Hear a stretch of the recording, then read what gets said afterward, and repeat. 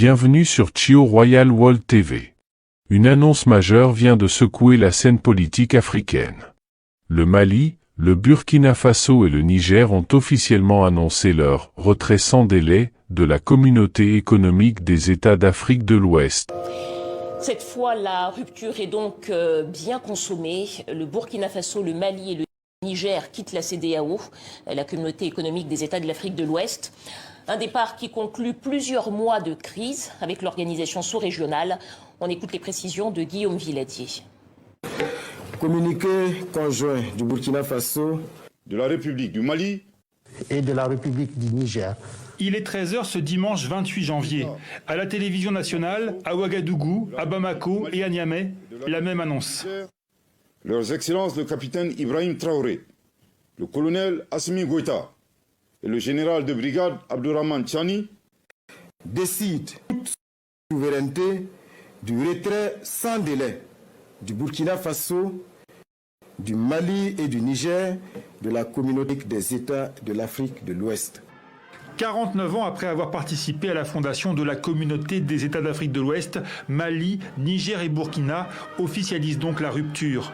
Depuis que dans les trois pays, les militaires ont pris le pouvoir par la force, les relations n'ont cessé de se détériorer. La CEDEAO, sous l'influence de puissances étrangères, trahissant ses principes fondateurs, est devenue une menace pour ses États membres et ses populations dont elle est censée assurer le bonheur. L'organisation n'a pas porté assistance à nos États dans le cadre de notre lutte existentielle contre le terrorisme et l'insécurité.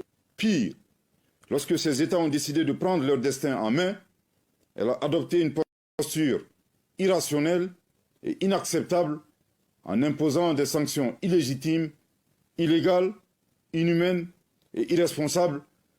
Suspension, sanctions économiques, menaces d'intervention militaire, coup de force et poussé à un retour rapide des civils au pouvoir, la CEDEAO a tout essayé, sans d'autre effet que de faire grimper les prix dans les pays sanctionnés, déjà très pauvres.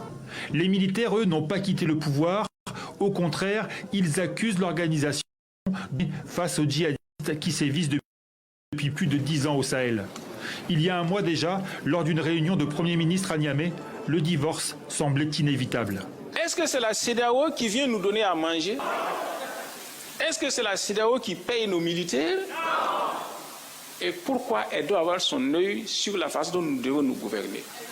Une nouvelle fois, Niger, Burkina et Mali font table rase. Après le départ des troupes françaises puis des ambassadeurs français, les trois juntes quittent une organisation qu'ils ont toujours accusée d'être à la solde de l'ancienne puissance coloniale.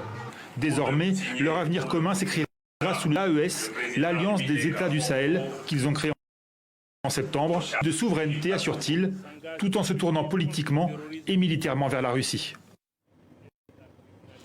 Ce retrait de trois pays de la CEDEAO est une décision inédite depuis la création de l'organisation. Serge Daniel, bonsoir. Merci d'être avec nous. Alors, vous êtes notre correspondant au Sahel. L'argument évoqué dans le communiqué pour le retrait de la CEDEAO est que l'organisation serait devenue, je cite, sous l'influence de puissances étrangères, une menace ses États membres et ses populations. Fin de citation. Quels ont été les grands événements qui ont conduit à cette rupture? Parmi ces événements, il y en a deux. Lors du dernier sommet de la CEDEAO à Abuja, au Nigeria, c'était en décembre, j'y étais, le Niger espérait vraiment la levée des sanctions. Le véritable problème, c'est cela. Le Niger espérait la levée des sanctions. Les sanctions n'ont pas été levées. Et ce que craint le Niger aujourd'hui, par exemple, un pays comme le Niger, c'est le durcissement des sanctions. Il y a eu l'échec des négociations avec la CEDEAO récemment, parce qu'une partie de la délégation est arrivée, une autre partie n'est. Le Niger a dit, c'est leur faute, nous avons accordé l'autorisation. La CEDEAO, nous n'avons pas trouvé ces autorisations, mais en fait, dans les coulisses, ce qui se dit, c'est que la CEDEAO ne voulait pas démordre face à la junte nigérienne et dire qu'il faut une transition assez courte pour sortir de la transition. Et la junte s'est rendue compte qu'elle était bloquée parce que financièrement, à Niamey, tous les économistes, tous les spécialistes vous le disent aujourd'hui, le pays n'arrive pas à s'en sortir. Donc c'est des raisons économiques et évidemment les Nigériens, les Maliens, soutenus par les Maliens et les Burkinabés, voient derrière tout ça la main de puissances étrangères. Vous voyez, regardez vers qui se tourne mon regard. Alors, ce communiqué parle d'un retrait avec effet immédiat. Juridiquement, est-ce que c'est possible? C'est impossible, parce que la CEDEAO, vous l'avez dit, a été créée il y a 49 ans, il y a des textes, il y a eu des textes additifs, et ce qui se passe, c'est que si vous annoncez le départ aujourd'hui, c'est seulement dans 1 an que ça prend effet.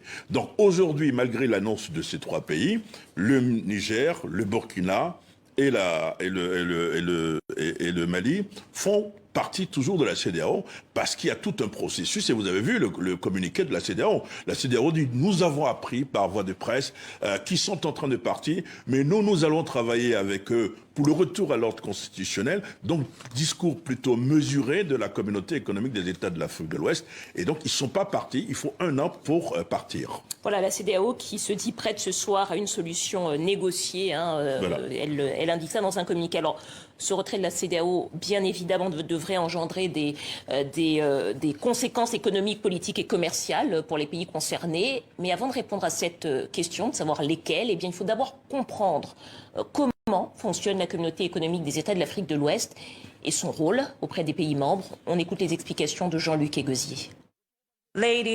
C'était en août dernier à Abuja, au Nigeria. Les chefs d'État et de gouvernement de la CEDEAO se réunissaient en sommet largement consacré à la crise avec le Niger. Ils donnent leur feu vert pour qu'une opération militaire aille rétablir l'ordre constitutionnel dans ce pays où des militaires ont pris le pouvoir voilà 2 semaines. L'intervention n'aura jamais lieu, mais la décision souligne l'importance qu'a pris le maintien de la stabilité régionale dans son action.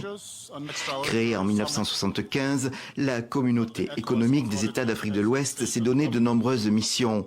Comptant 15 pays, moins 3 à partir de ce 28 janvier, elle a porté ses efforts d'abord sur une intégration économique. Ce n'est que dans les années 1990 qu'elle se donne une responsabilité dans les conflits régionaux. Elle joue un rôle de premier plan lors des guerres civiles au Libéria et en Sierra Leone, ou encore en 2017 en Gambie, quand le aux élections refuse de quitter le pouvoir. La CEDEAO, c'est une population de plus de 300 millions de personnes liées avec un géant, le Nigeria, qui représente plus de 5% de la population et plus de 60% du PIB. La mission de renforcer l'intégration économique, toujours centrale, s'avère plus difficile que prévu. Des barrières douanières ont été levées pour faciliter le commerce. Le commun a été créé pour permettre la libre circulation des personnes au sein de la communauté. Mais l'objectif de créer une monnaie unique le pas, alors que 8 pays utilisent le fruit de convaincre les autres d'abandonner leur monnaie nationale.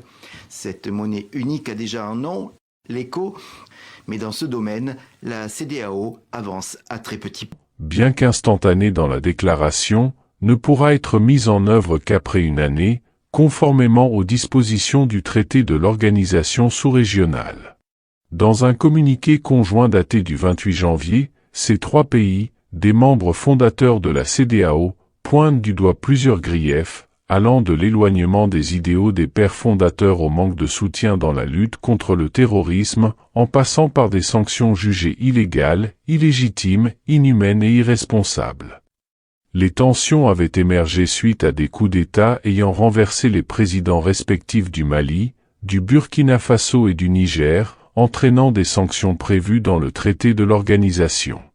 Le traité de la CEDEAO évoque explicitement des sanctions possibles en cas de non-respect des obligations par les États membres. 5 types de sanctions sont mentionnés dans le traité. La suspension de l'octroi de tout nouveau prêt ou de toute nouvelle assistance par la communauté. La suspension de décaissement pour tous les prêts, pour tous les projets ou les programmes d'assistance communautaire en cours. Le rejet de la présentation de candidatures aux postes statutaires et professionnels. La suspension du droit de vote. La suspension de la participation aux activités de la communauté. Ces sanctions constituent un levier majeur dans les relations entre les États membres et la CEDEAO.